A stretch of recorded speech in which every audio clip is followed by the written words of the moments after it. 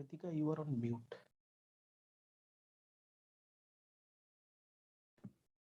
Can you hear me now, Siljo? Can anyone hear me now? Yes, Ritika, we can hear you. Lovely, thank you. Good afternoon, everyone. Before we begin, can we have a quick mic and camera test for everyone? Starting with Ms. Ekta Chanda, can we please test your mic and camera? Okay, Gita? Yeah, hi. Lovely. Good afternoon, Ekta. How are you? Afternoon, I'm good. I'm good. Lovely. Let's move to Gita. Hi. Hi, Ritika. Hello, Dr. Gita. Nice to see you after a long time. Thank you so much. It's lovely to be here. Mintuda? Yes. Hi. Happy to see you, everyone. Good afternoon, Mintuda. Okay, I think that's all we have. We'll just wait for another 5 minutes and begin. We are waiting for a few of our more guests to join. So please bear with us.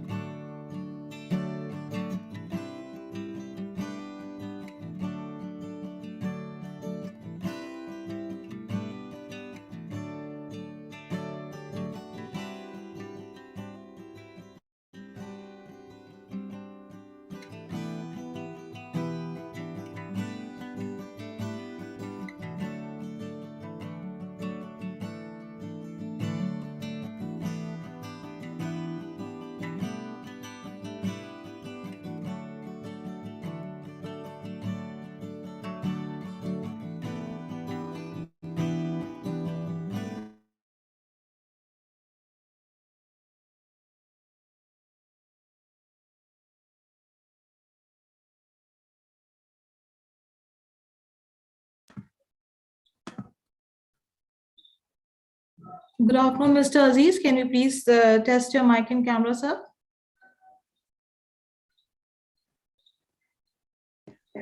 Sorry, I was just having a bit of an issue with my Zoom network. Yeah, No is this worries. okay? Yes, lovely. I would go ahead and we can have our guest join us simultaneously. Let's go ahead and start with the day. So good afternoon, everyone, and welcome to another section of COVID Academy brought to you by Sphere India with support of UNICEF and HCL Foundation. So as we all know today, that today is National Day of Girl Child and International Day for education. So both the things, I'll just give us a brief background. So National Girl Child Day was initiated by Ministry of Women and Child Development, and it focuses on the need to address the challenges faced by girls in the Indian society due to gender bias. And the mission is to basically uplift the girl child. Last year's theme was My Voice, Our Equal Future. For this year, we have the Ministry of Women and Child Development has given the theme of education, educate, empower, and encourage. So next we go ahead and see a little bit about the International Day for Education. So International Day of Education was adopted by UNGA in 2018. And the theme for this year is changing course and transforming in education. Education is one of the key SDG goals, and it basically has the goal for 2030 is to basically educate everyone and uplift everyone equally. I will quickly go ahead and introduce all our speakers for the day. And then I'll be giving the reins to Mintuda, Mr. Who would be moderating the session. So let's go ahead and have a quick view at all our speakers for the day. So we have 5 speakers and a moderator. The moderation will be done by the head or rather the lead of Education Sector Committee of Sphere India, Mr. Mintu Devnath. So let's go ahead and have a quick view. So we have Mr. Siljo. Yes, Ritika. Can you just take the reins from here, please? Yeah, sure. Thank you. Give me a second.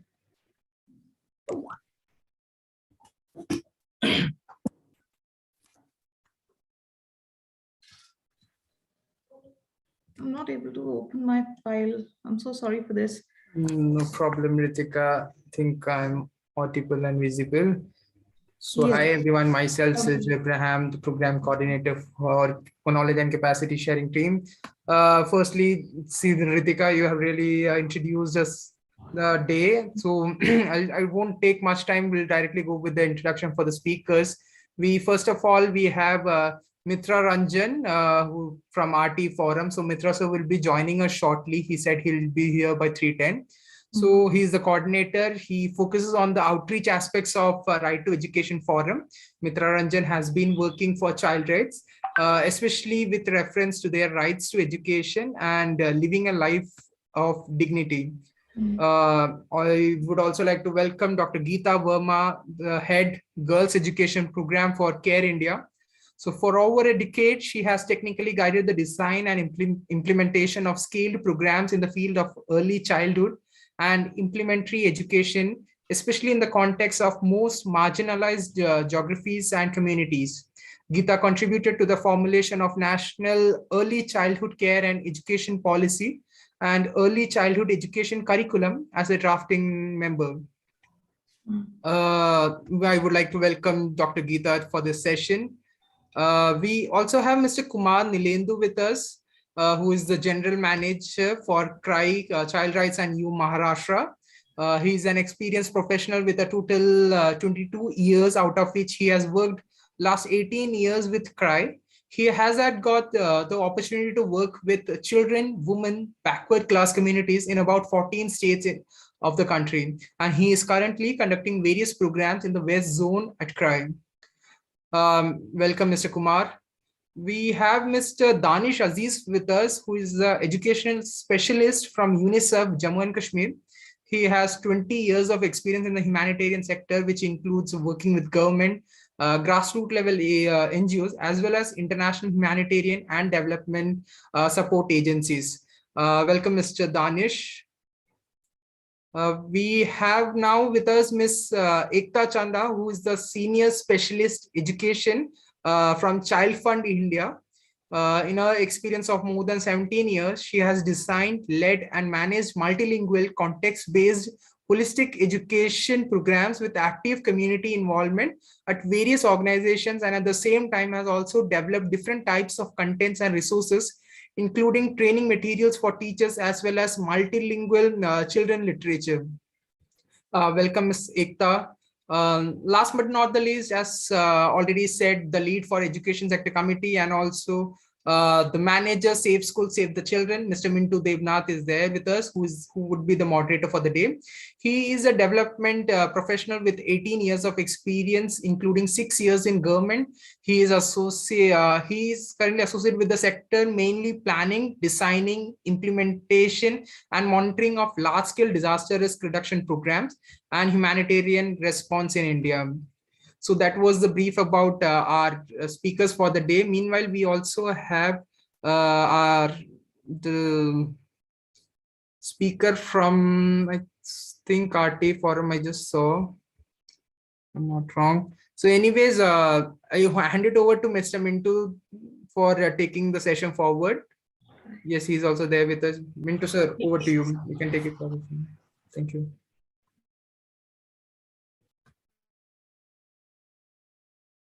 So you're not audible. Not really. Can anyone else confirm? Just a minute. Is it audible now? Yes, Yes. now it's fine. Oh, great. Sorry. Thank you very much, Shailaja. I think it's wonderful panel we have today, and all experts from the sector are here today, and there will be a. I think this will be a great learning together, all of us in this session. Um, uh, if I start with that, almost 100% children are out of school 100%. It's like something like the situation is that after even I think 18 months or almost closer to the 2 year, we are not in a position, neither a government nor a civil society nor any other agency, to offer a solution to the children.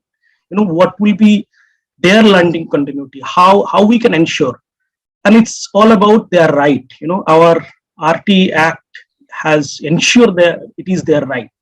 Um, we all are aware about the COVID situation in the country and the challenges faced by children. So to start with, I will go with Miss Ekta Chanda. Um, Ekta, we all know that pandemic has pushed back the entire generation for us, kind of a total closure of education, total closure of school. What do you think the long-term repercussion on this particular generation, the group of children, will be uh, for future? That's the starting. We would like to hear from you. Yeah, over to you, Ekta. Thanks so much. Thanks for having this very interesting interaction. I think it is really needed that we really start this. We have been discussing on these issues, but we all start becoming more and more serious and focused when we do these discussions. And what better day to do it than the International Day for Education, as well as the Girl Child Day for India. So when I was hearing Ritika, and she was also mentioning about this International Day of Education, and she was giving an introduction. So I would like to start from there. Actually, if we go see, UNESCO this year is talking about transforming education, and transforming it for what? So transforming it for making it more humane. They talk about pedagogies which bring in more social contract to the education sector, because this sector especially is needing a more humane angle to it. I want to start with that, and I'll come to then I will like to come to what you really wanted me to speak, because I see a very big connect there. UNESCO in has also said that now education has to be human right, more focus has to be, it is a human right, but I think more focus has to be it being a human right, it being a public entity, and it also being something which is there for overall development. So if we don't look at it from that angle, then we won't be able to understand what our children are going through and what they need, what they're experiencing.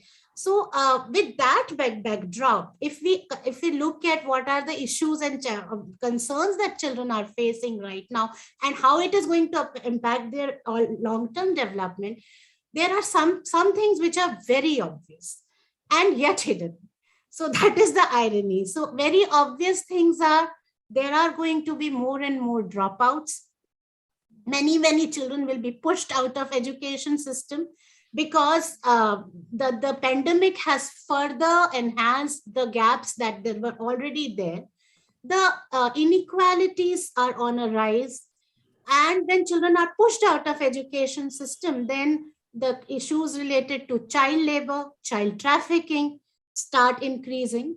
So these are very obvious, yes, yet not very much in focus causes, repercussions of what we are experiencing.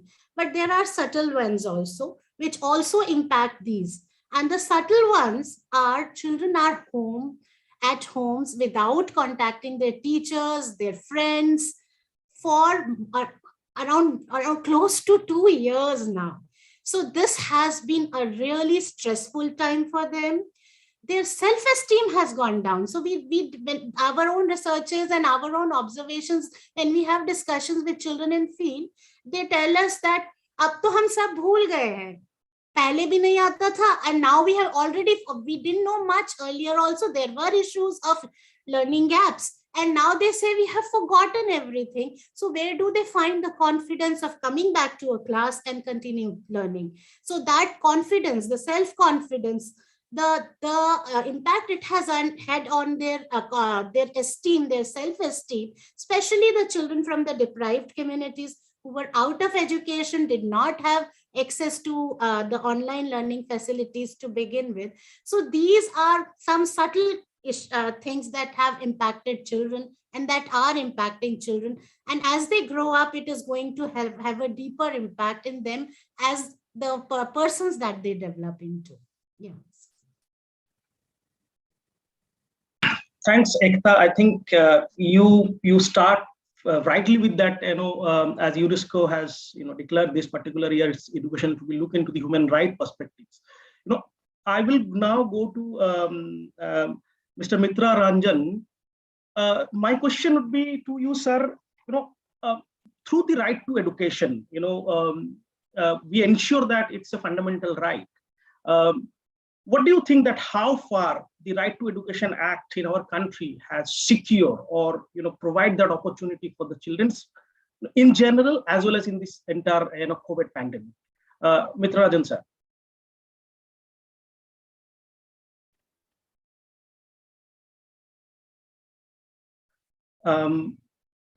Mr. Rajan, are you here? Yes. Sorry, actually, internet is very poor here, and so I. सबसे पहले तो देवनाथ जी आपको भी और हमारे सारे साथियों को नमस्कार, और इस पूरी चर्चा में आमंत्रित करने के लिए बहुत बहुत शुक्रिया स्फीयर इंडिया का, और हमारे तमाम साथी यहाँ पे हैं जो अभी अपनी बात कहेंगे। ये राइट टू एजुकेशन के संदर्भ में मुझे, मेरी आवाज जा रही है ना? Yes, we can hear you, sir. Yeah, please. Right to education act को लागू हुए अभी 11 वर्ष से ज्यादा हो चुके हैं, और जाहिर सी बात है, जैसा आपने कहा कि बहुत सारे देशों के साथ हमने भी शिक्षा अधिकार कानून के आने में एक पहल ली थी, और उसके 11 साल के बाद भी निश्चित तौर पे हम कहेंगे कि इनरोलमेंट का स्तर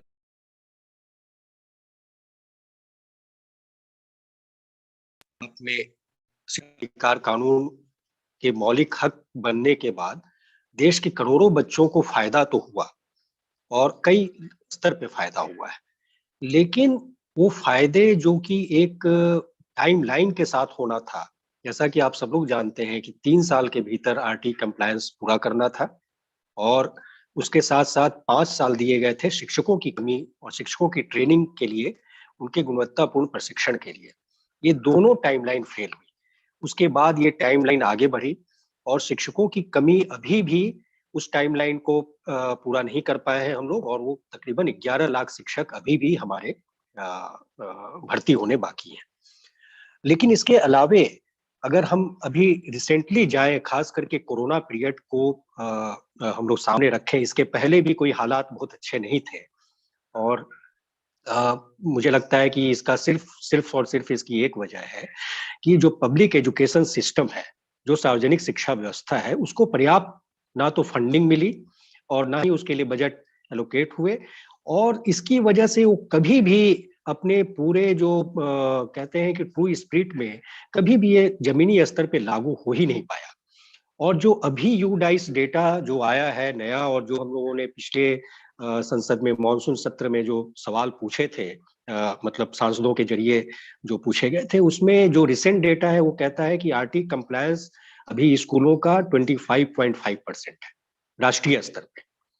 तो नेशनल एवरेज है 25.5%, इसके पहले का जो एवरेज था वो था 12.7%। और अभी जब हम लोगों ने ये सारे सवाल कंप्लायंस को लेकर के किए, हमारे सब तमाम साथी संगठनों ने, तो ये डेटा आया है। उसमें भी आप देखेंगे कि बिहार, झारखंड या इस तरह के और भी जो राज्य हैं, उसमें 10% से ज्यादा 10%, 10.5, 11.1% इस टाइप का आंकड़ा है आरटी कंप्लायंस का। तो एक तो बात ये है कि 11 सालों के बावजूद और शिक्षा के मौलिक हक होने के बावजूद ये क्यों हम लोग इतना पीछे क्यों हैं। और उससे जुड़ा हुआ सवाल ये है कि क्या कोरोना पीरियड में हम लोगों ने राइट टू एजुकेशन की अवहेलना नहीं की, क्या हम लोगों ने उसको डिनाई नहीं किया, क्या बच्चों को हमने डिप्राइव नहीं किया, जैसा कि अभी एकता जी बोल रही थी। और आज का कोई खास दिन है जिसमें कि न केवल इंटरनेशनल डे ऑफ एजुकेशन है और बल्कि राष्ट्रीय बालिका दिवस भी मनाया जाता है, नेशनल गर्ल्स चाइल्ड डे है। और ऐसे समय में तमाम आंकड़े ये बता रहे हैं कि देश के भीतर और अंतर्राष्ट्रीय स्तर पे भी बड़े पैमाने पे बच्चियां पूरे स्कूली शिक्षा के दायरे से बाहर होने के कगार पे खड़ी हैं। और ये मुझे लगता है कि तमाम सिर्फ बच्चियों के लिए ही नहीं बल्कि तमाम वल्नरेबल सेक्शंस जो हैं, जो मार्जिनलाइज सेक्शंस हैं, उनके लिए ये पूरा ये बात लागू होती है। तो मुझे लगता है कि इन संदर्भों में राइट टू एजुकेशन एक्ट को हमारी सरकार को देखना चाहिए था।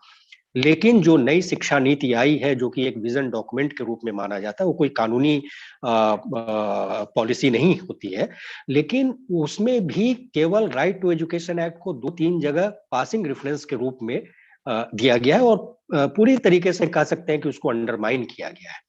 और हमारी नई शिक्षा नीति ये कहती है कि यूनिवर्सलाइजेशन ऑफ एजुकेशन को उसको लेकर के आना है और 12वीं तक की शिक्षा को वो यूनिवर्सलाइज करेंगे। लेकिन ये कौन सा की वैज्ञानिक पद्धति होगी कि जिसमें बिना किसी पर्याप्त फंडिंग के और बिना किसी ठोस रोड मैप के और बिना इसको कानूनी अधिकार बनाए हम लोग उस दिशा में आगे बढ़ पाएंगे। तो मुझे लगता है कि इस में हम लोग आगे कुछ और भी चर्चा करेंगे, क्योंकि मुझे लगता है कि व्यापक तौर पे राइट टू एजुकेशन एक्ट की अवहेलना की जा रही है। उसको पूरी तरह से कहा जाए कि एक जिसको हम कहते हैं कि टूथलेस करने की बात हो रही है और उसको बिल्कुल हम अलग अलग चीजों को हम प्रमुखता दे रहे हैं, लेकिन हम शिक्षा को उस तरीके से प्रमुखता नहीं दे पा रहे हैं। तो मुझे लगता है कि इस पे अभी फिलहाल मैं इतना ही कहूंगा और आगे जब हम लोग बात करेंगे तो फिर जी। Thank you, thanks a lot Ranjan ji.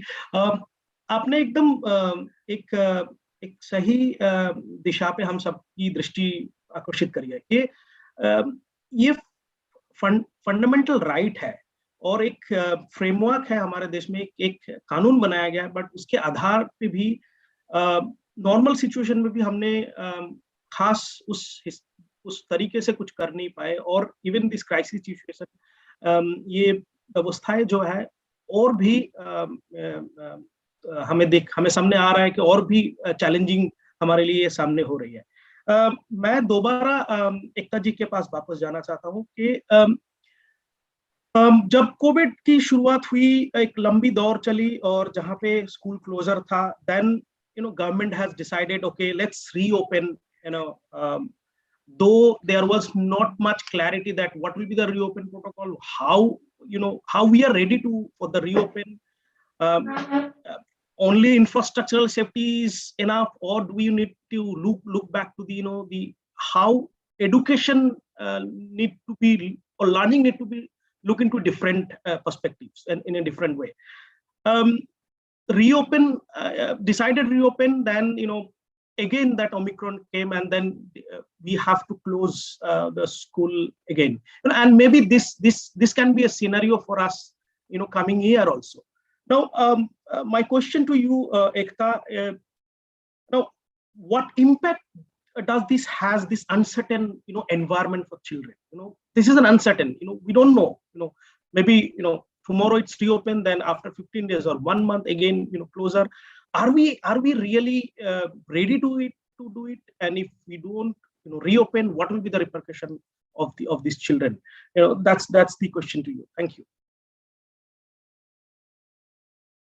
Yeah, thank you. I think if we talk about what is the repercussion of reopening and closing and not having a proper plan for reopening, I think that adds to the fear, that adds to the anxiety, And that adds to, especially in children coming from vulnerable communities and deprived sections, a sense of neglect, a sense of not being valued, and a sense of, then being thrown out of the system, pushed out of the system. Then, we need to really, really understand that before COVID, when we were when so many children, when the RT had come in place, coming of right to education was a big step in the history of India in terms of education.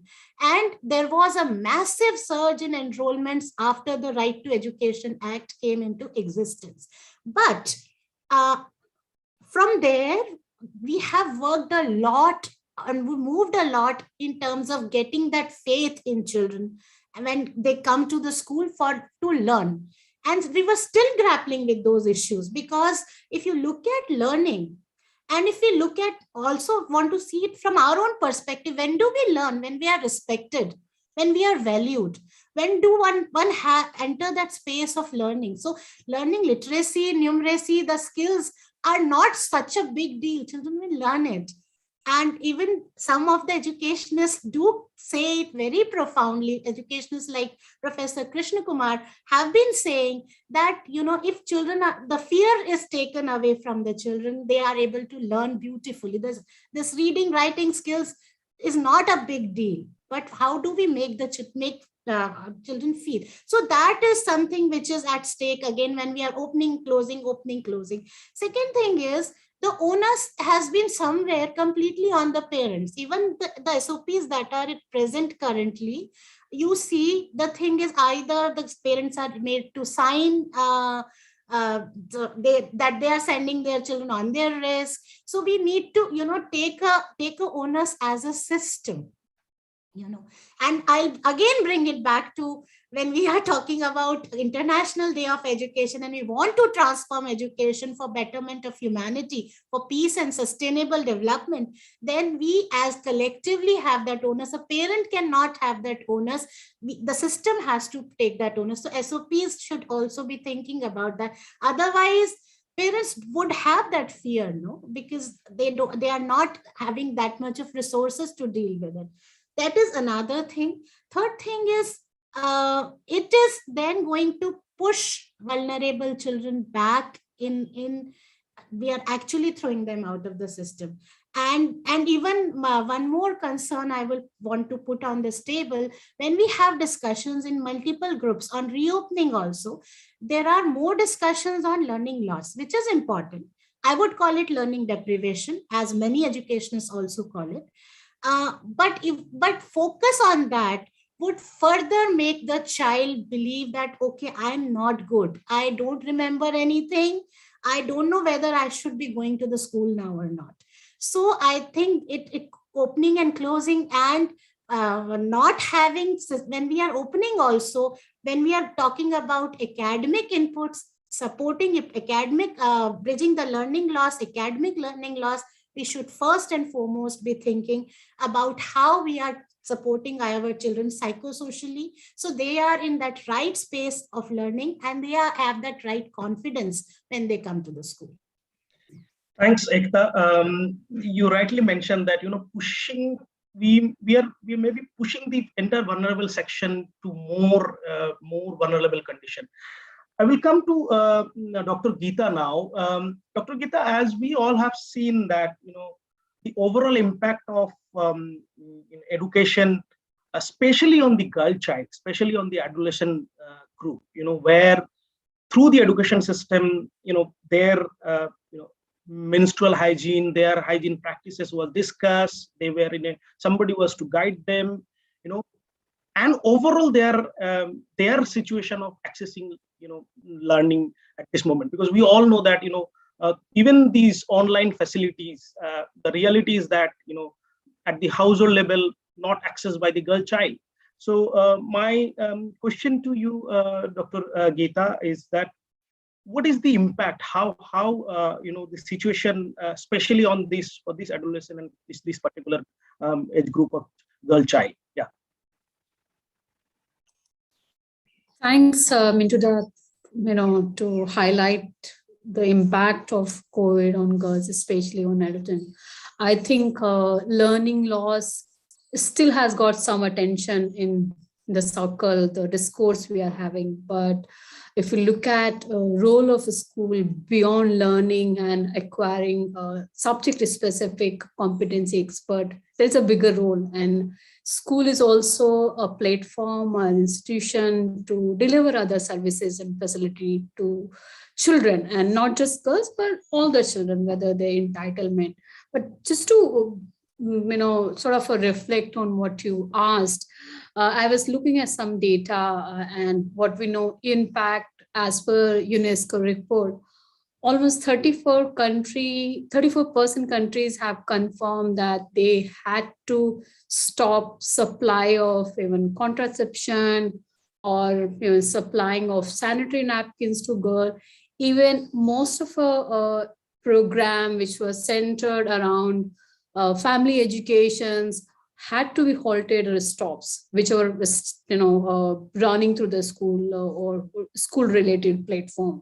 So one can just imagine what kind of impact we will be talking about. For the last 2 years, girls haven't received a regular supply of sanitary napkin.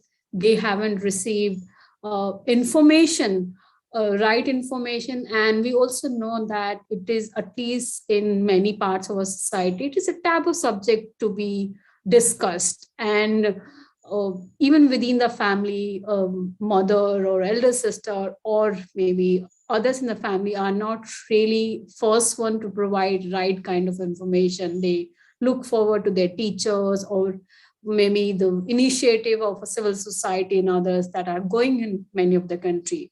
In fact, there was a last year study done by a pop council and just to look at what is the status, and it found that if you look at almost 24 million couples even did not receive a basic contraceptive. They did not have a couple education. And it was also found that 43% of a girls did not have any information on reproductive health and how they take care. So that's the kind of a scale we have right now for the last 2 years. And very recently through our program, we were also talking to girls in the area where we work. And this was one thing all the girls mentioned. Generally we are having supply of a worksheet or maybe some information coming, but sanitary napkin is something they haven't received for many months. And so they go back to the previous practice of, and because of the financial crisis within the family, they are already not able to procure it and buy it. So in a way, it's sort of a vicious cycle. What we know why we all had promoted use of sanitary napkins, that to reduce the infection during this period, because it has a long-term impact on their health. So we don't have a very scientific study done to see, but by on calculation, one can imagine we are talking for million girls who do not have a right information. They do not have access to basic facilities, and it will have an impact on their reproductive health, their marriage age, how they take care of themselves in this fertile age group. So I'll sort of stop here. Thanks, Dr. Gita. I mean, school closure not only putting challenges on education, it has a multi-dimensional repercussion, mental health, physical health, the menstrual hygiene, all other hygiene, especially for the girl child. As you mentioned that, access to sanitary napkin is such a long period is really putting a risk, health risk to those adolescent age group. I think that's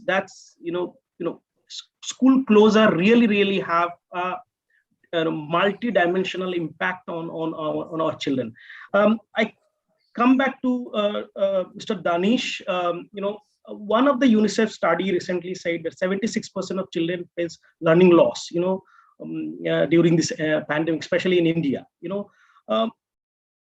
Can you just share your thought that what are the new and existing initiative, by the different agency, UNICEF or government or different civil society, that can help and overcome this gap? What do you think that the existing or new initiative can bridge the gap between the current situation?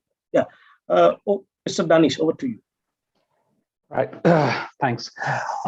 Mituji, I think I'll just pick up a few threads from our other distinguished speakers who were there in the panel. I think one of the common themes which I've been listening very closely to what Ekta ji said or what Gita ji said, and I think one common theme that we all agree is that there has to be evidence. If you're trying to change something, and that's what I think with all my colleagues here will agree, that first of all, to analyze the kind of disparities that exist, it's very important to have that kind of evidence. And we talked about, Mitra ji also talked about, he gave a wonderful range of statistics. So I think first of all, that's important to know that. So I think a lot of COVID had us unprepared. Let's face it. We were not like really ready for a pandemic of this scale to continue for so long, to carry on. So, and injustices, inequalities already existed in the ecosphere of education, specifically whether it's with respect to the girl child, with respect to children with special needs. So they already existed. There were millions of children out of school globally, nationally. But then, did we have the kind of right tools to reach out to them, all the strategies or the techniques? I mean, it was all in the first year, I would say. In 2020, we were unprepared. We just, kind of played it by the ears. It was all very responsive kind of mechanism. 21, we were slightly better prepared in terms of both the kind of information that we had. It was better informed. So I think 21, what I noticed is that there were more evidence generation around what kind of whether or not these things are working out for us or not, and that has actually led to more investment. So I know I don't I totally agree that online education, online learning is not always the best solution, but it's also from a range of solutions, that one of the solutions that we have. And to also analyze and sit back, that's also important. At the same time, I think in terms of initiatives, there have been initiatives for also online, for offline, books, whether reaching out to parents, the role of parents. I mean, that was something that we had seen coming. So I think now, even the Ministry of Education has also come out with a complete guideline on how home parenting can be. So they have recognized their role. So I think these are some of the trends. So I'm not going to, because I mean, there are hundreds of organizations working. So specifically what each one of them is doing. But I think in general, if I speak for the sector in general, so there has been, yes, definitely a lot of thrust on education technologies. And technology can actually help you to bridge that gap in equality. How? I know a lot of people might disagree and say that, okay, technology actually widens that gap. But see, the thing is, with the technology, you also have a better chance of collecting that evidence, collecting the data. Let's see how I want to see how many girl children have participated in my programs. And there's a way to kind of capture that sort of information. So it's just about using technology in the right manner. Mohalla schools, community wide. I mean, once the lockdowns were slightly relaxed, so I think that has also seen a lot of advent. I can't really comment on other states, but I think in Jammu and Kashmir specifically, we're fortunate and have a very good gender ratio in our programs, in our classrooms, and it's very hard to say whether it does translate into the economic sector, whether it translates into better participation in the job and the workforce, but at least the school level, from what I see in our programs, is a healthy. So I think, yeah, states can also take a leaf from what J&K does and how it does, and it's purely behavior change. I don't see there's something that's being done differently here that might be like a groundbreaking kind of work, but I think it's more of social behavior which could actually inform practices in other regions of the country. Thanks, Mr. Danish. I think yeah, I mean, to some extent, the solution what we have in front of us, either government or civil society organization, we all focus on currently tech-based solution. That the alternative of school closure is kind of a tech-based solution, but that has a challenge, and we all know that how it has larger challenge impact overall. I It come has to back be blended. I'm sorry to Yeah. interrupt you. It has to be blended. That's why Absolutely. we work here in J&K specifically. We work with Pratham. We work with a whole lot of local organizations as well. So the approaches that we've seen. So I'll give an example. When it came to we do have tech-based solution, app-based, tab-based kind of education, but we realized that has a limit. So it's not a one solution that fixes everything. So we had a blend of text-based, and then later in the later half of 21, we started something called an Anganshala. Anganshala basically means establishing a school in your home, in your angans, in your courtyards specifically. So we involved parents. We had these education fellows who went into the communities, and I was again happy to note older girls taking care of their younger taking care of the children's education, and like coming forward that okay, no, hame padhana hai, we want to teach children in our community. So they act as volunteers, and we have another whole cadre of some 800 volunteers across J&K with Pratham. And again, happy to note a majority of these young volunteers are women. So we can say that okay, again, this is about social change, and that is something that there's no scientific formula to achieve that. It has to be done with good, healthy, and continuous community work. Great. Yeah, absolutely agreed. You said that it has to be a blended approach to doing it, and I think that can be a kind of a solution for us. And most of the organization, recent past, everybody has started doing, a blended approach. I'll come back to Mitra Ranjan ji again. ये पूरी देश में जहाँ पे हम लोग देख रहे हैं कि online technology based education system को ही एक ऑल्टरनेटिव तौर पे देखा गया है, और कुछ ही जगह पे कुछ अच्छे एक्सपेरिमेंट भी है जहाँ पे ब्लेंडेड अप्रोच के साथ ऑनलाइन ऑफलाइन बोथ वेज कई जगह पे सरकार और डिफरेंट एजेंसी ने काम करने की कोशिश करी है.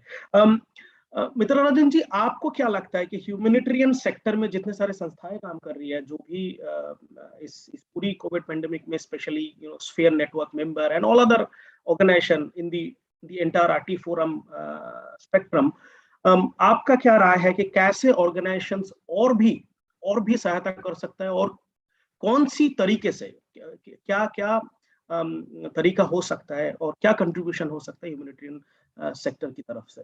रंजन जी. लोना जी, ये मुझे असल में इस अभी जो चर्चा चल रही थी उस पे दो बातें कहनी है कि देखिए, अभी मैं देख रहा था कि जो पिछले दौर का जो बजट है, पिछली बार अभी चूंकि बजट सत्र आ रहा है, और जब हम पिछले साल का बजट देख रहे हैं तो देखते हैं कि उसमें इसके पहले वाले बजट से 6,000 करोड़ की उसमें कटौती हुई थी. तकरीबन 6% के आसपास की कटौती थी. सरकार उसको लगातार कह रही है कि हमने बजट से उसको बढ़ाया है. एक्चुअली वो रिवाइज्ड बजट से बात कर रहे हैं, और इस तरह की बातें, मतलब ये काफी एक भ्रम फैलाने का भी मामला है. हम लोग जो बात कह रहे हैं कि अभी हम लोग जिस दौर से गुजर रहे हैं, जैसा कि अभी दानिश जी ने भी बताया, और जो अल्टरनेटिव मेथड्स या ऑनलाइन टीचिंग का या बाकी जो भी चीजें हम लोग अपना सकते हैं, ये सारी बातें भी हम लोगों ने कही सुनी हम लोगों ने. लेकिन आप ये देखें कि एक तरफ जो है हमारा डेटा ही एनएसएसओ का कहता है कि हम लोगों की इंटरनेट की पहुंच कितनी है, हम लोगों के बाकी अन्य संसाधनों के कितने लोगों तक पहुंच है, चाहे वो डिवाइस हो या बाकी अन्य चीजें भी हो. लेकिन उससे भी ऊपर जो एक बात जो एकता जी ने शुरू में ही रखा कि हम लोग सिर्फ मतलब इंफॉर्मेशन पहुंचाने का काम नहीं कर रहे हैं ना. शिक्षा एजुकेशन जो है वो व्यक्तित्व के निर्माण की बात है, और समाज जो भी बनता है उसकी बुनियादी ढांचे उसी के ऊपर खड़े होते हैं. अगर वो वैज्ञानिक चिंतन पे आधारित और भाईचारे और बाकी जो एक धागा जो होता है आपसी संबंधों का, वो स्कूल प्रोवाइड करता है, औपचारिक स्कूल, जो कि स्कूली शिक्षा का मुख्य मकसद भी था। अदरवाइज हम लोग पेड़ के नीचे भी बैठ करके पढ़ सकते हैं, पढ़ा सकते हैं, और ऐसे तमाम तरह के अनौपचारिक प्रयास होते रहे। तो मेरा ये कहना है कि ये जो ह्यूमैनिटेरियन एंगल की बात हो रही है उसको इस तरीके से भी देखा जाए कि क्या एक बड़े व्यापक जो 15 लाख स्कूल है उसको चलाने के लिए सरकार के पास पर्याप्त जो बजट है उसमें वो क्या प्रावधान करती है और उससे वो किस तरह से अपना पल्ला झाड़ रही है। मुझे लगता है कि ये उसका एक मुख्य बिंदु है। और सिविल सोसाइटी का जहां तक प्रश्न है और हमारे तमाम साथी संगठनों का, हमारा मानना यह है कि हम एक कलेक्टिव वॉइस जनरेट कर सकते हैं। उसको हम नीचे जो संवाद की प्रक्रिया नीचे चलती है या नीचे लोगों को अवेयर करने की प्रक्रिया चलती है, वहां पे हम लोग एक सशक्त भागीदारी निभा सकते हैं और वहां से फिर हम सरकार को कुछ इनपुट्स दे सकते हैं कि ये हमारे एविडेंसेस हैं, ये हमारी रियलिटीज है और इस पे आप एक्ट करें। लेकिन अल्टीमेटली ये करना सार्वजनिक शिक्षा व्यवस्था का जो दुरुस्त करने का मामला, वो सरकार को ही करना है। अब मैं आपको एक एग्जांपल ये दूंगा कि एक स्कीम थी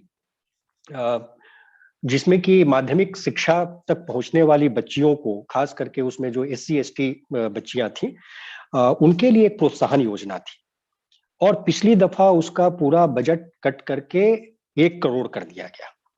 उसके पहले भी कट हुआ था लेकिन वो 100 करोड़ तक पहुंचा था और 100 करोड़ से घटा करके फिर पिछली बार 110 करोड़ था और 110 करोड़ से घटा करके 1 करोड़ किया गया। और इस स्कीम का नाम था national scheme for incentive to girls for secondary education. माध्यमिक शिक्षा में पहुंचने वाली बच्चियों का जो बच्चियां पढ़ना चाहती थी 8वीं के बाद, उसमें काफी ड्रॉप आउट में कमी आई थी इस योजना की वजह से। तो हमारा ये कहना है कि क्या हम इस तरह से धीरे धीरे करके डिजिटलाइजेशन के नाम पर या अल्टरनेटिव मेथड के नाम पर क्या हम अपने बच्चों को एक व्यापक उसके जो दायरे को, क्या हम उससे बाहर नहीं कर रहे हैं?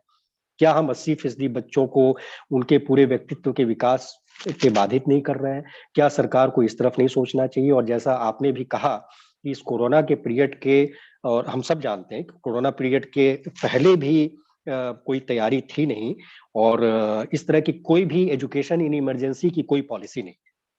कोरोना अभी है लेकिन ये महामारियां या बाकी अन्य जो आपदाएं हैं, सूखा है, बाढ़ है या बाकी जो अशांत क्षेत्र है, वहां पे हम लोग क्या कर रहे हैं? वहां पे हम बच्चों को किस तरह की सुविधा देते हैं? उसमें हम लोग पुलिस के हम लोग बैरक खोल दे रहे हैं, सेना के बैरक खोल दे रहे हैं या बाकी अन्य तमाम चीजें कर रहे हैं। वहां पर हम उनके राइट टू एजुकेशन का वायलेशन कर रहे हैं। तो क्या हम, ये इतना आसान है कि जो दोनों सदनों से पारित है, हमारा मौलिक अधिकार है और जो सैकड़ों सालों के संघर्ष के बाद मिला है, और यहाँ बैठे सारे साथी बहुत अच्छी तरह से इसको इसकी बात वो कहेंगे, पैरोकारी करेंगे कि इन सब तमाम चीजों के बाद भी क्या हम कह सकेंगे कि हम राइट टू एजुकेशन एक्ट को उसके रूप में शामिल कर रहे हैं? और मैं एक छोटा सा मैं आपसे गुजारिश करूंगा, 2 मिनट के लिए मैं एक और बात कहूंगा कि देखिए, एक हमारे बहुत प्रिय साहित्यकार और नॉवेलिस्ट हैं प्रेमचंद जी, और सब जानते होंगे। और मुझे बड़ी हैरत हुई कि उन्होंने अपने एक आर्टिकल में, आप सब जानते हैं कि वो कंटेम्प्रोरी जो स्थितियां रहती थी पॉलिटिकल या बाकी अन्य सामाजिक, उस पर भी वो लगातार टिप्पणी करते थे। और उन्होंने शिक्षा के संदर्भ में, जब देश आजाद नहीं था तब की बात है, तब उन्होंने रेखांकित किया था, मेरे ख्याल से ये 1930 के दशक की बात है, तब उन्होंने नया जमाना अपनी पत्रिका में लिखते हुए कहा था कि हमारे सामने शिक्षा को लेकर के एक ही 4 प्रमुख चुनौतियां हैं। पहली बात तो ये है कि औपचारिक स्कूल शिक्षा की व्यवस्था होनी चाहिए और उसको किसी भी बच्चे को पूर्ण गरिमा के साथ, पूरी तरह से उनका ड्यू, उनको ऑनर देते हुए उनको पढ़ाई के लिए हमको भेजना चाहिए। स्कूल की बिल्डिंगें दुरुस्त करनी चाहिए और सरकार को पर्याप्त बजट लगाना चाहिए, सरकारी बजट लगाना चाहिए, उन्होंने ये कहा।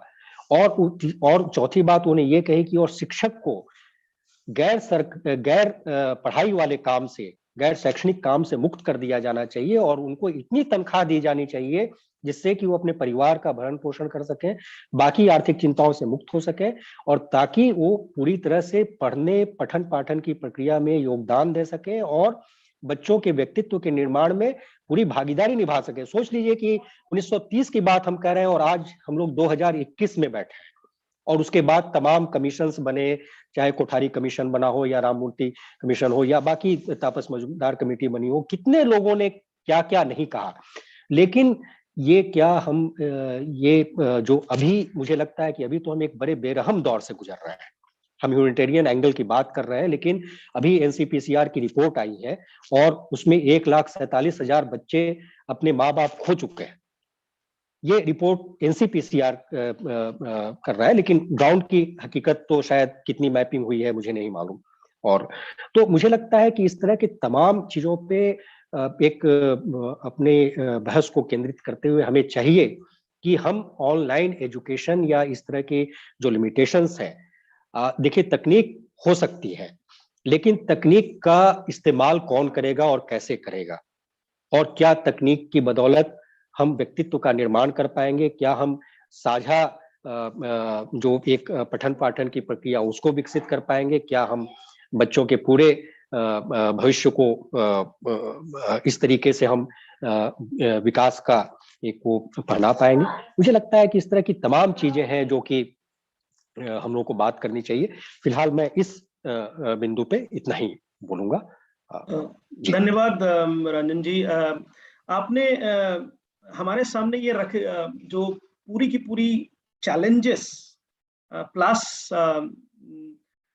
धीरे से किस तरह से शिक्षा की बजट और शिक्षा के क्षेत्र में सरकार की जो भूमिकाएं हैं उसकी जो परिवर्तनशील स्थिति है वो हमारे सामने रखी हुई है। आपने एक बहुत अच्छा एग्जांपल दिया था पर्टिकुलर स्कीम को लेके, गर्ल चाइल्ड को लेके, कि investment for girl child is really reducing.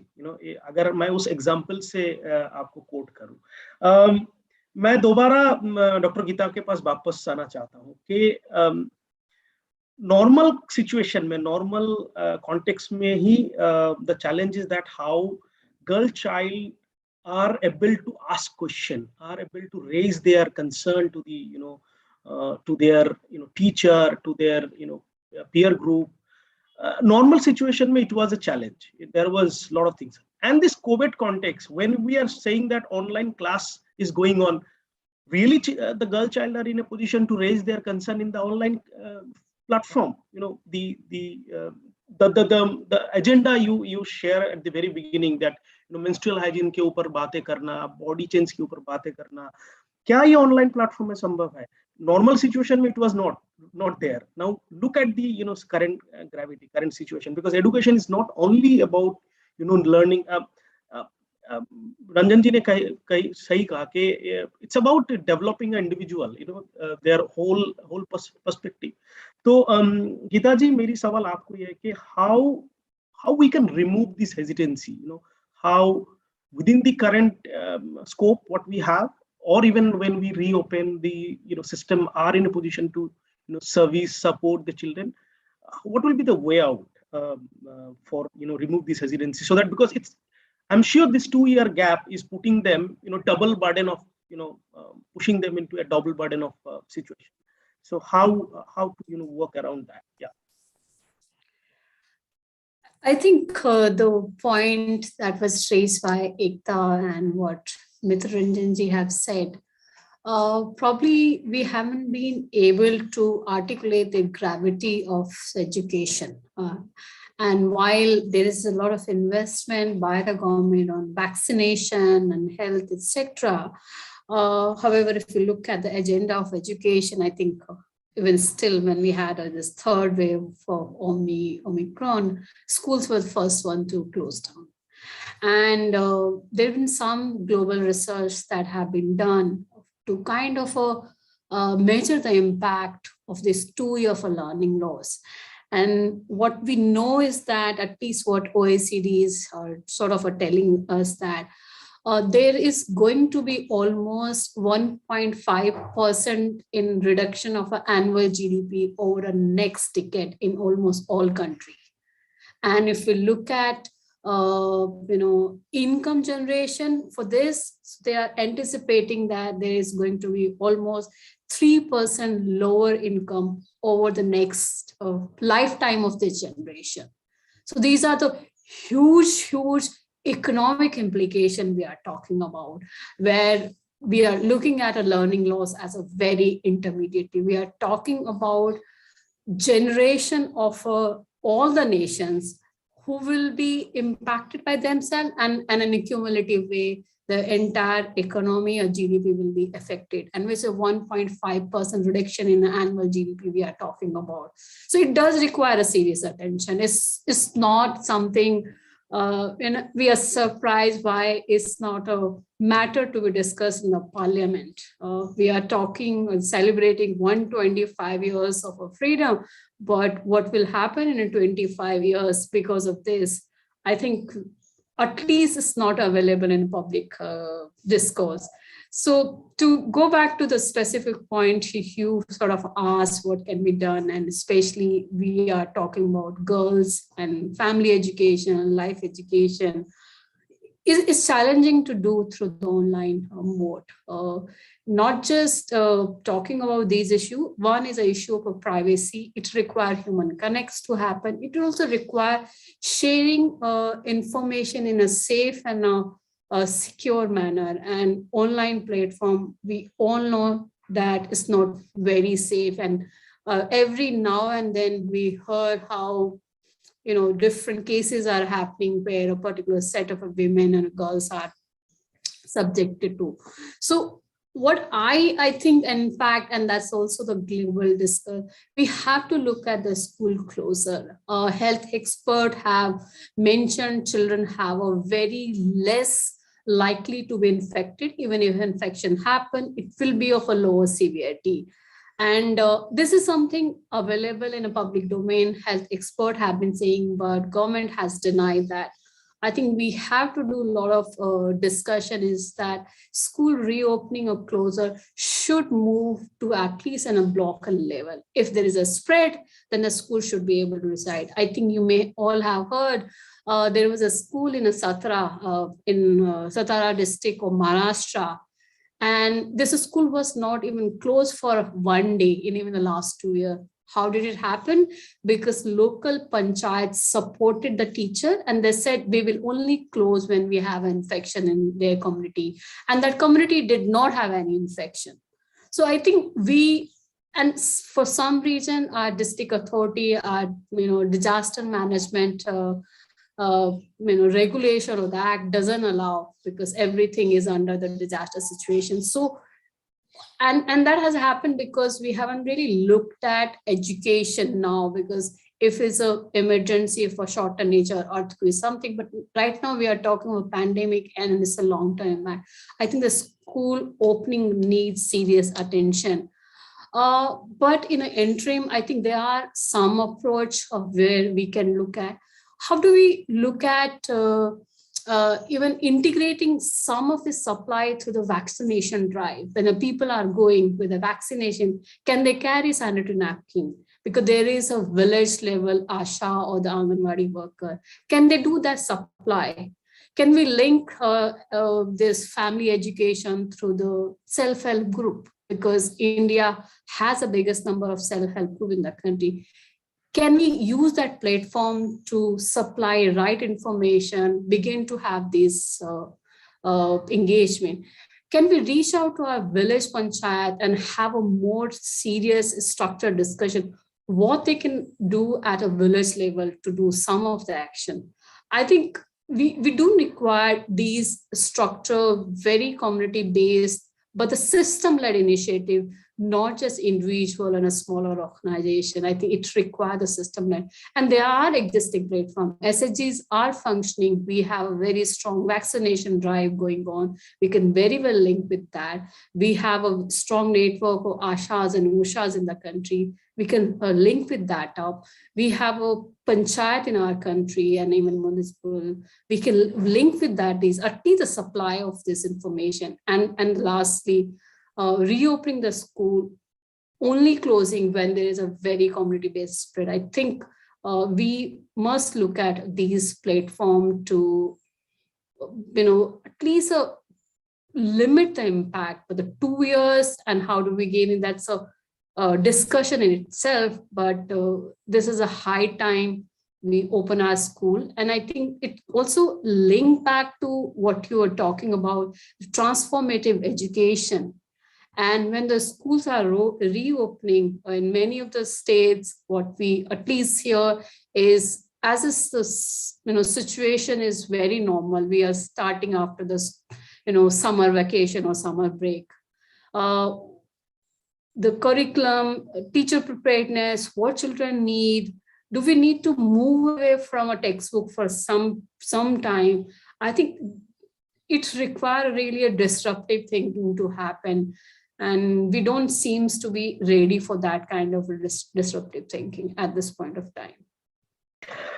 Thanks, Dr. Gita. I think you rightly mentioned that, the gender discrimination is prominent to us, the example you have given. Simply we can plan with the vaccination program, providing information, providing access to sanitary napkins. So it's about thinking beyond. It's about how gender-based discrimination in the center of our planning. That is something is missing. And I completely agreed with Mitraji and you also. We don't have a roadmap. Education and emergency roadmap. The way the government has initiative for developing a disaster risk reduction roadmap, DDMP has developed across the country. Every district has a disaster management plan. Why not us, education in an emergency roadmap or education in emergency plan is a significant part of that existing plan. Somewhere, the challenge between the existing disaster management act and policies and the challenge, the discussion between the education and disaster risk reduction somewhere may reduce this gap through this education emergency planning exercise. Something is just one point I want to add here, and especially on the point you said, disaster reduction. One is that Ministry of Home Affairs is responsible to sort of take the lead during a disaster, and correct me if I'm wrong. And then there's a Ministry of Education or anybody. But the way health is seen as an urgent need, where we're looking at a survival, but survival for what? I think this generation will survive, but it will survive without essential skills, essential aptitude, and the right mental health. I think in the last 2 years, we all have seen how it is uncertainty, insecurity, and impending in the future pandemic is sort of playing havoc with minds of adults. And we are talking of a generation, especially the innocent youth. They feel insecure right now where they will be if another wave happened, because they don't have education. And just to add, because when we were talking to girls in the area where we work, many of the girls have stopped going to school because they see schools are anyway going to be closed, and now they haven't learned the necessary skill. What's the point of going back? So it's also demotivating to many of our girls, and especially for them, it was a first opportunity to gain it. And therefore, I'm saying, for us as a nation, we are seeing health is a priority because it's about survival, but education is survival with a dignity, with a certain development. That's something probably is missing even in our discourse at a highest level. Yeah, absolutely correct. I mean, that's something need to be relooked into the direction as you are mentioning. I will come back to Mr. Kumar Nilendu. From Gita's point of view, that we have seen that the discriminancy, especially for the adolescents, especially for the girl child, the landscape of gender-based discrimination, created a huge scale. Um, my question to you, that what step we can take as a civil society or government to minimize these gender discrimination, or build a awareness around that, so that the planning at the government level, the planning at the civil society level has a significant significant space for gender based discrimination to address, so that we ensure that boys and girls, their education, their access to learning is equally planned and equally provided. So what is your opinion that what kind of step we can take it? Yeah, Mr. Kumar Nilendu. Yeah. Thank you, Devnath and good afternoon, good evening, everybody. I think lots of things has been discussed already. In some way or the other, I think all the other panelists have touched some of the aspects what you are asking me. But let me tell you one thing based on my experience and Krai's experience. The entire issue of gender discrimination is too much seeped into the psyche of our society. The biggest problem lies there. And when you start to address the gender discrimination in a programming framework, there we have lots of challenges and there we have lots of limitations. Because I have seen that, okay, somebody wants to change the, gender perception in the society by having an outcome in 1 year time. And it should be very SMART smart. Sorry, it does not happen. First thing I wanted to highlight, because this is the limitation of the way we see the programming, and that is cries and our experience also. Because this is about knowledge, attitude, and practices which has been existing in the society for a long time, and reinforced in many ways. So that means you need to dig deeper. Your programming and planning should go much deeper and address the basic facts that why this is there, and you should not simply say that because you are saying this you are wrong. So there are various things in the community which you need to understand. So the power dynamics is very simple, but in many cases you may have seen that in tribal populations, women enjoy different kind of equality than compared to other societies. But is it really so when you go deeper into it? So all those questions we have to address, and we have to really put our anchor there in the community and work for a longer time to change this attitude. One of the biggest measure which happens and which we have seen giving us results in our programming is the bringing up women into different kind of monitoring committees, for example. So we have formed monitoring committees for Anganwadis and for schools, and this is not something which is SMC or some. SMC is already there, but giving them a sense that you can control certain things within your own surrounding, which is affecting your children, your adolescent girls or your boys, will give them a sense of purpose. So sometimes this works. Sometimes what happens that you have to talk to the men in the community, because men still have lots of power and they control many aspects. So how do you make them see? So it requires that you be there and be for a long time.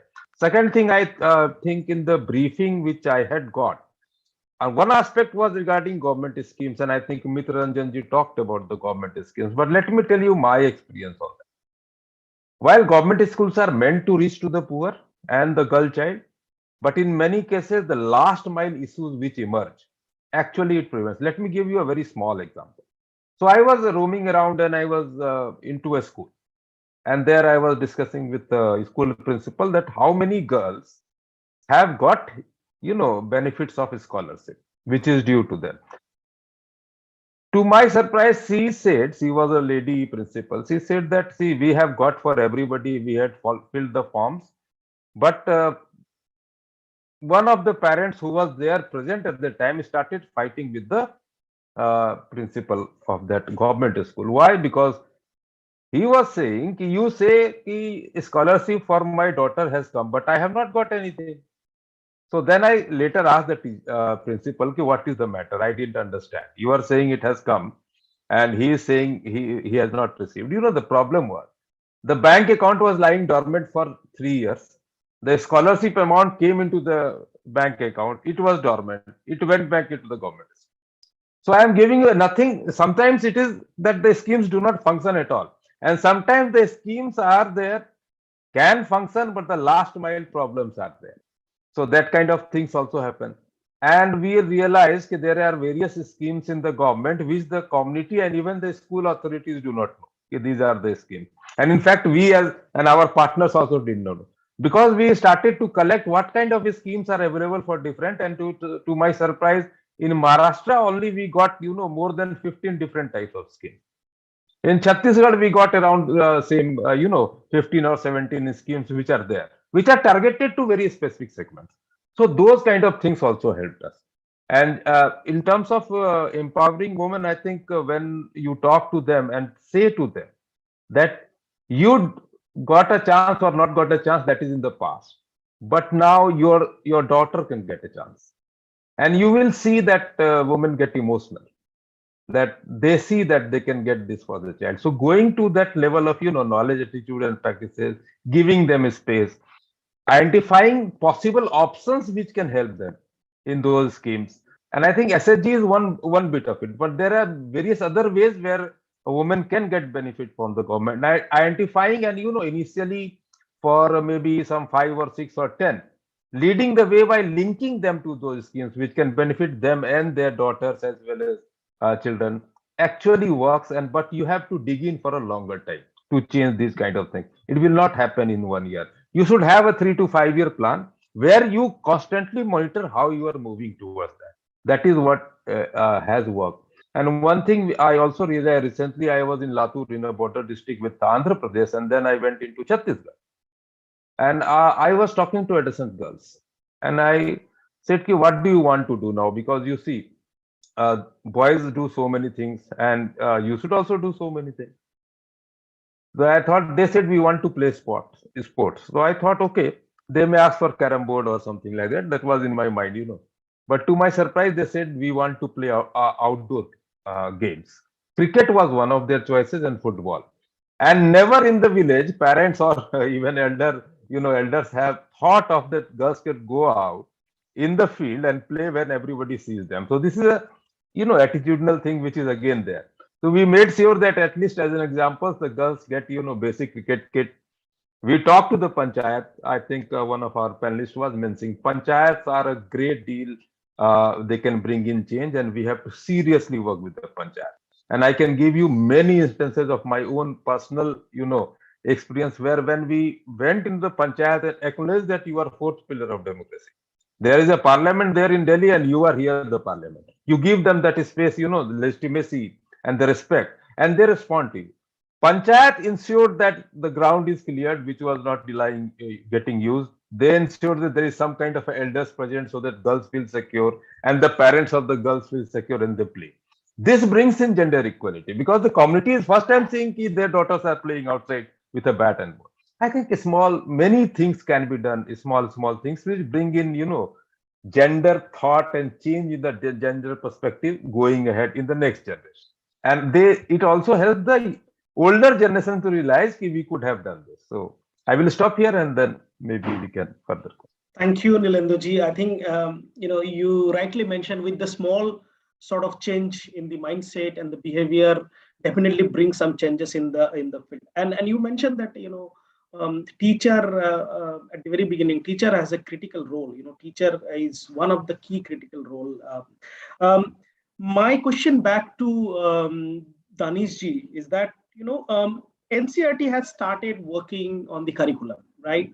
And entire pandemic has given us the realization that the risk resilience curriculum or resilience study, learning is so important at this stage. The disaster management sector is working around last decade to work around to build curriculum around that, and government has some state government and some to some extent some chapters are highlighted in certain textbook. But what do you think that how NCERT should play a very critical role while training the teacher, while building the cadre of the entire teaching cadre for the nation? How resilience curriculum can be embedded, can be taken care by NCERT, and their teacher training, so that it starts from there and it continue with the continuous learning of risk and resilience. Yeah. Well, Minto, I would like to add one more element to that here. I think if there's one thing that COVID has really taught us, that, and as Gita ji also mentioned, that uh, safety of children, child protection, it's I don't think we should just view it from the lens of disaster, risk resilience, but also there's this aspect of the health and water sanitation, hygiene. These issues were definitely highlighted. So that is one angle that now needs to, and that's and there's a reason why the Ministry of Health and Education have come together to come up with the School Health and Wellness Ambassador Program, which, by the way, has a very strong element of mental health awareness. So I think not just risk resilience, but I think it also needs to have elements of where teachers can be capacity built, and there's a lot of work going on in that sphere as well. The Manodarpan platform of the Ministry of Education, that is case in point, and also from a curriculum perspective, since you asked specifically the state curriculum framework. Now, there's a good precedent that NCRT has taken this time, is that now it's taken a bottom to top kind of an approach. Like state curriculum frameworks will now inform the national curriculum framework. So state specific committees have formed, and certain themes have been identified, sector experts from different themes, and it's encouraging to see that civil society people are also invited to contribute to this, which I think is a very healthy and it's a very welcome step. So we'll be able to kind of contribute into some of these ground realities. I mean, of course, experts from the school education department, they are also very familiar and aware of the deprivations, the kind of issues, but I think, yeah, civil society can contribute very rich, they can make some very rich contribution. And as my colleague from RTE, he was also mentioning that the kind of role that civil society can play. Mitra ji, sorry. So Mitra ji was saying if civil society has a role to play, and definitely we will play that role. I think it's important to play that participative role with the government as to what government efforts are. One of the things I forgot to mention, we have this wonderful example of community schools here in J&K. During the summers, teachers came out in hundreds, and they were educating children in open spaces, community schools. That was a very good example, and we also came forward with our support to these community schools. Now we were having mentor camps till the COVID restrictions were announced.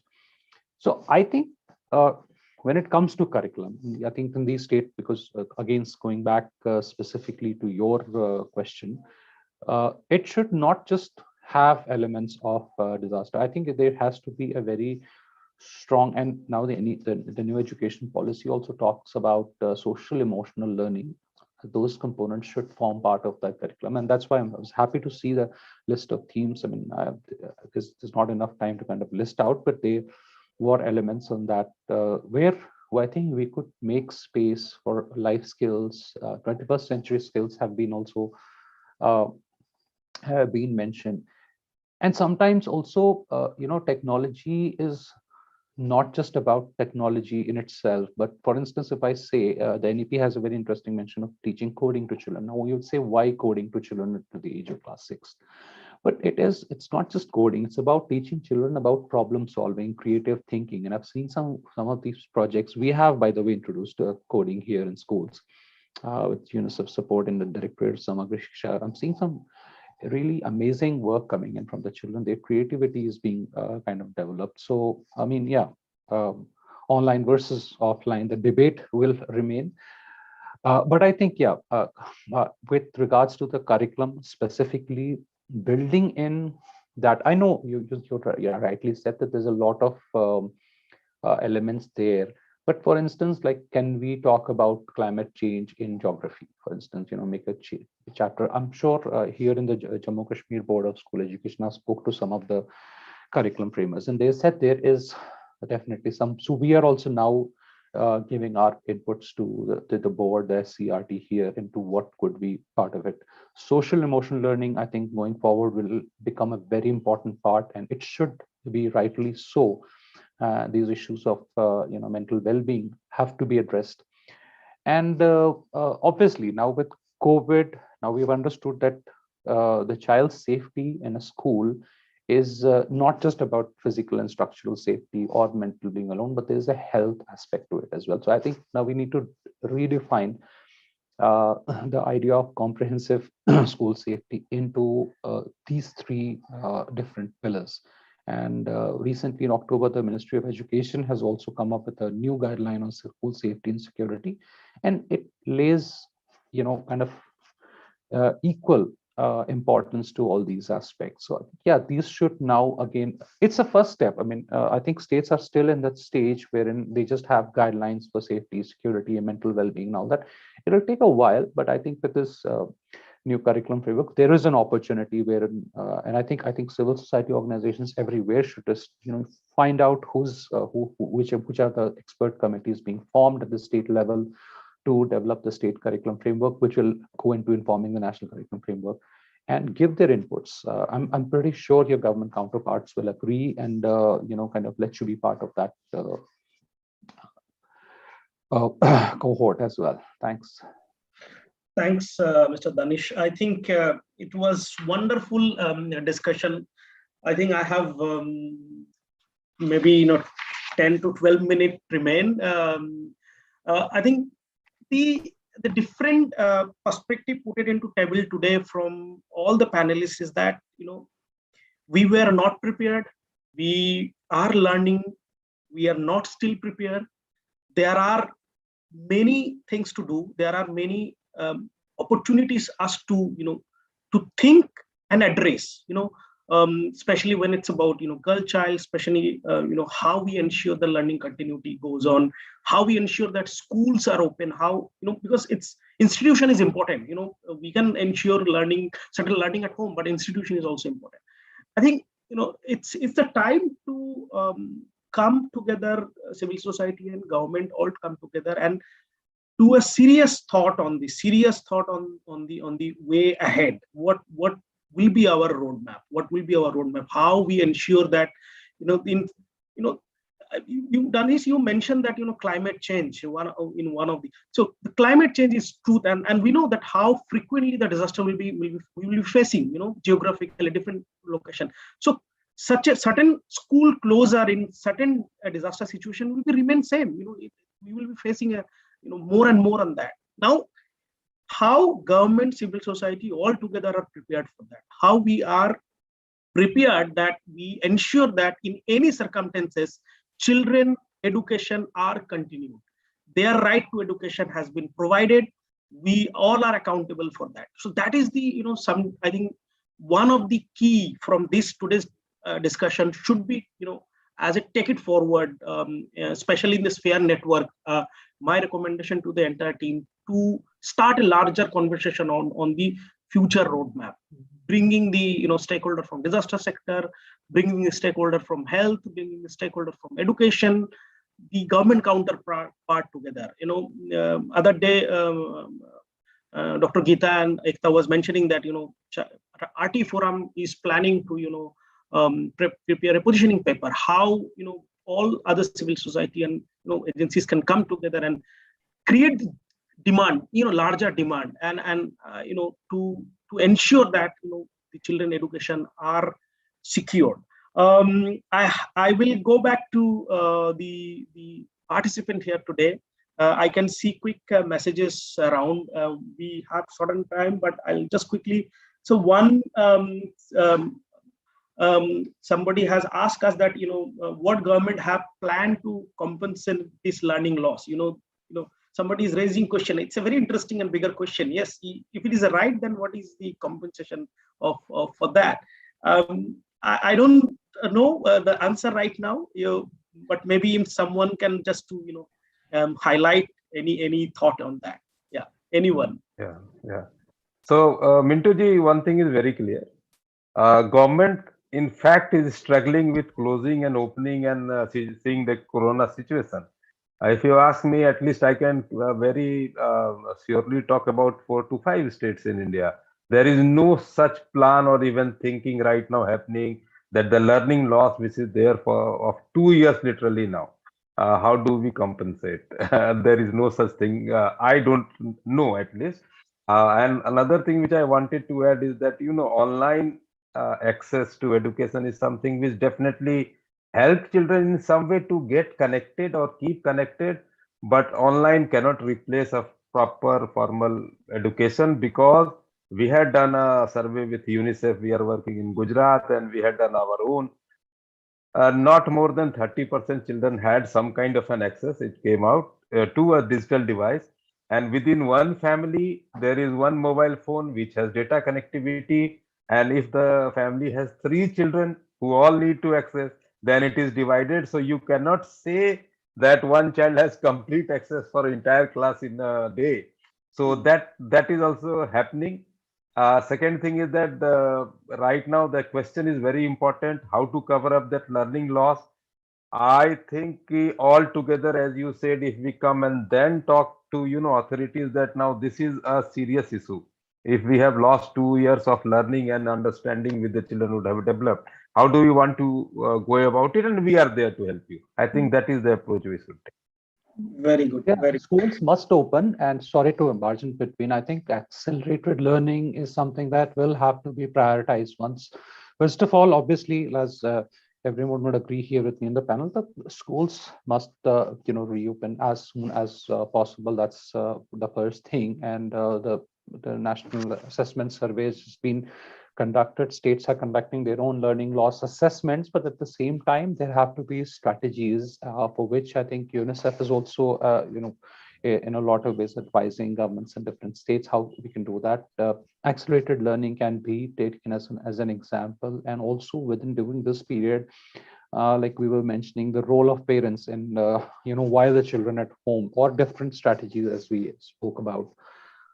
That could be one of the ways around. I mean, it's not going to compensate the entire 2 years of learning. That's a huge, huge loss. But at least we can make up for some of it. Yeah, I Like, agree, Mr. Danish, but just let me add here in this discussion that what we have seen is that children of class 7, for example, had been promoted last year to class 8 without a single day of class happening because of Corona. Yeah. Now, when we talk about anything to help them catch up with the class 7, has to be a proper plan. And even what they are seeing on a tablet or whatever device they can access, they can't understand sometimes many of the things which are taught, and they do not have any support back in the family because many of them are first generation learners. So it can happen in various ways, but then there has to be a very, very detailed, serious planning done around it, that at least some of the critical concept in maths, language, and other things are actually taught to them when the school opens. Right now, the government in Maharashtra also announced that the school will open. But the readiness of the parents to send their children to school, I see that there is a fear and a trepidation among parents because of this third wave of Corona. So we are also, as a collective handling that. And we have to make the schools ready for that also, so that the parents also develop confidence of sending their children back to school. So I think various things will come together to ensure that. But learning loss is a big, big question mark, if you ask me, if I consider situation of the interior areas in the country. Very difficult. Even in normal conditions, children find it difficult to, understand. And this is an extraordinary situation where they have lost more than 1.5 years. So it Right. has to have a national plan. Yeah. Yeah, I think we all agreed that we have to be prepare ourselves for again, say, back to school, starting the entire, giving a space to the entire the generation which is losing their education for the last 2 years. I think I'm very short time in my hand. I'm Ekta. Yes, please. Just quickly, I think it goes without saying, everybody has said we need to reopen schools.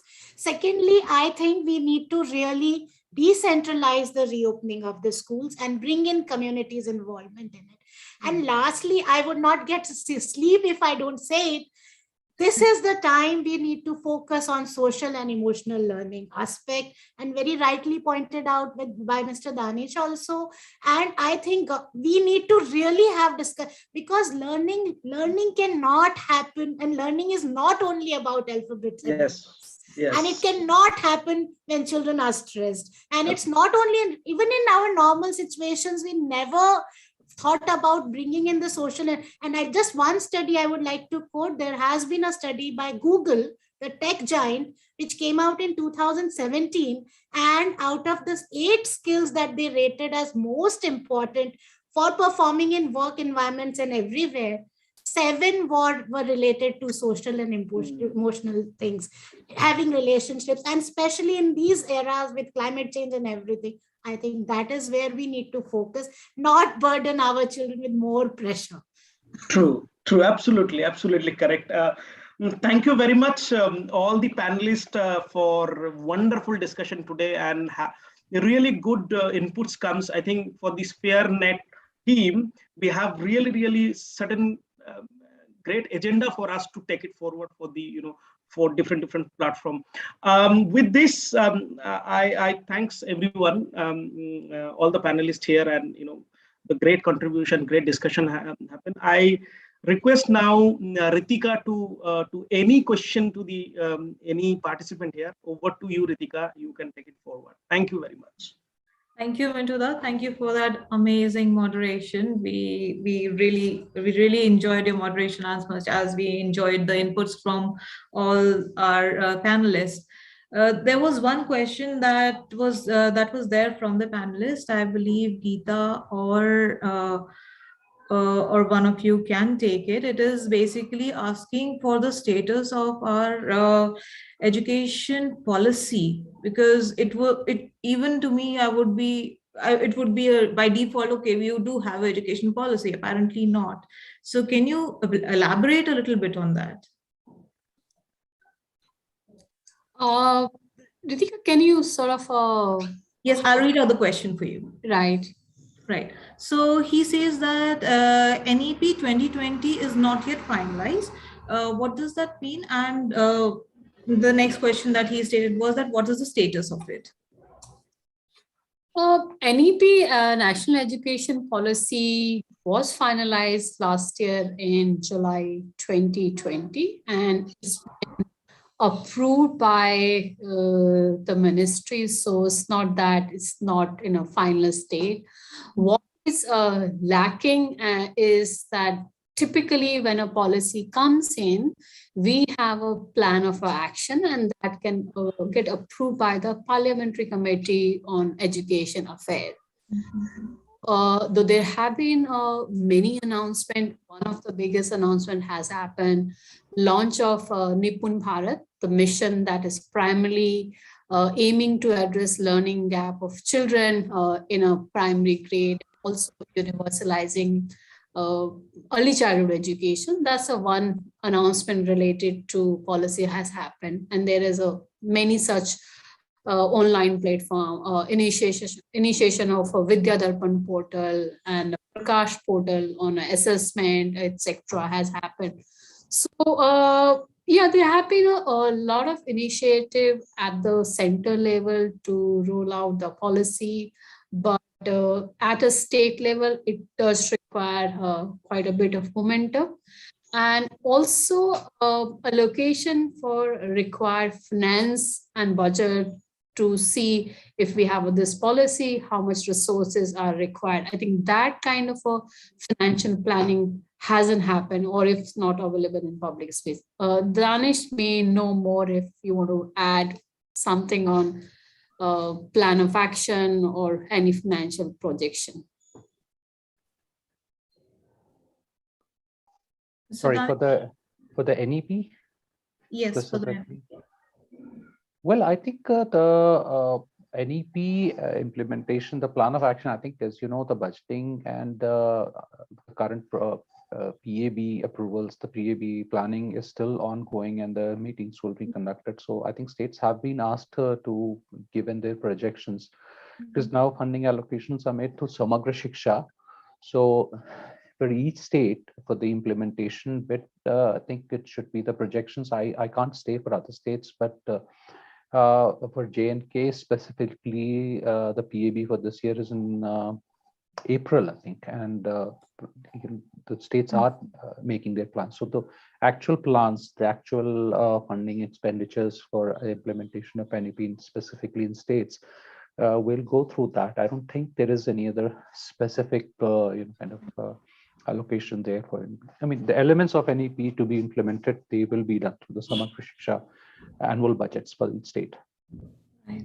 Thank you so much for that. I would request all the participants who are here to kindly raise your hand if you want to ask the question directly, or you can type your question in the chat box and I will ask you on your behalf.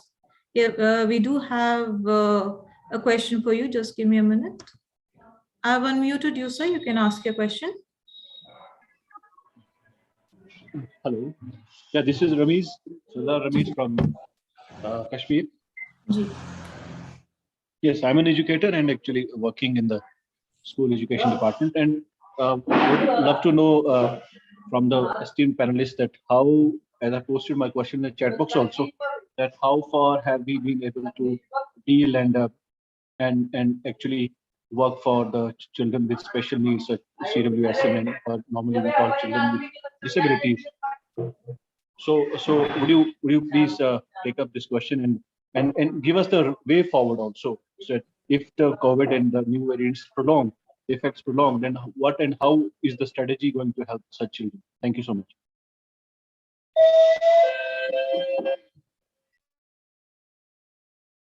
Ekta, would you like to take that?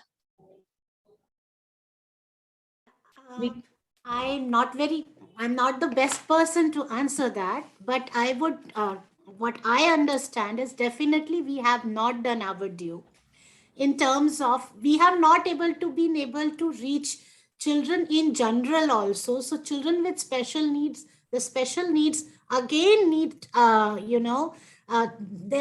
because there is more need for things which are face to face, in person. So when we are talking about general policies, and when we are saying that schools need to reopen, and we are saying that the public education system needs more and more financial inputs to make sure that the needs are taken care of, then I think when we do that, we need to also have to have focus especially when the school development plans are being developed, and so that needs to happen for the children with special needs. So in current situation, I think they are the most neglected group, because online approaches will definitely not help children who have special needs. So that is what my take is. So when we are talking about the roadmap that we want to have for the reopening of schools, and we want the system to take onus for it,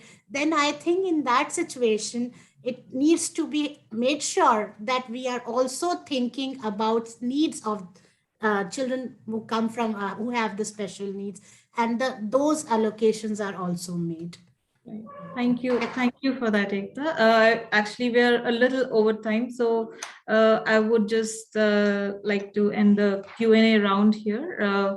A very, very warm thank you to all the panelists, and Mintuda for moderating the session. Also to the participants who are very active on the chat box. I would just like to go ahead and thank each of you individually. Starting from Dr. Gita Verma, Mr. Kumar Nilendu, Mr. Danesh Aziz, Mr. Mintu Devnath, and of course, Mr. Rajan. All of you, thanks a lot. You have given a lot of things to think about, even in our sector committee. A lot has to be done, and we will take it through. Thank you so much, and we will be back again with another topic, another point of discussion through COVID Academy. Once again, thank you all. Thanks a lot. Thank you very much. Thank you for having us. Thank you, everybody. Thank you so